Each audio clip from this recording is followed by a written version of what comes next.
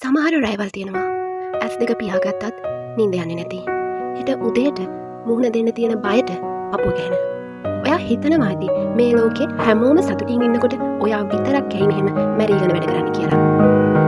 ඉවරයක් නැති දෝෂාරෝපණ මැද්දේ ඔයාට ඇත්තටම ඔයා වහිමි වෙලා නේද? නමුත් නවතින්න එක දෙයක් මතක තියාගන්න. ලෝකයේ මිල අධිකම දේ දියමන්තිය. දියමන්තියක් කියන්නේ නිකන් ගල්කැටයක් නෙමෙයි.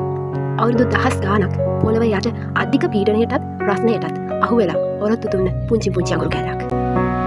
අද ඔයාගෙන් වැටෙන හැම කඳුලක්ම හැම දාඩිය බිඳුවක්ම ඔයාගේ සාර්ථකත්වයේ අතිවාරමයි.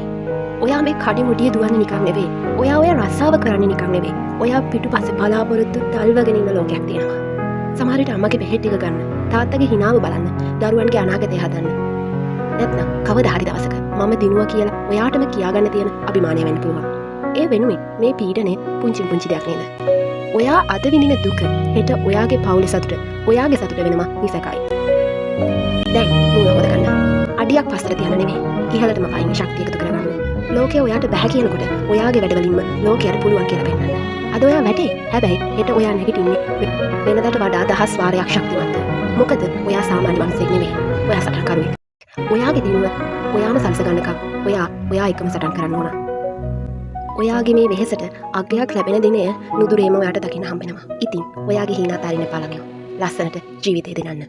good luck.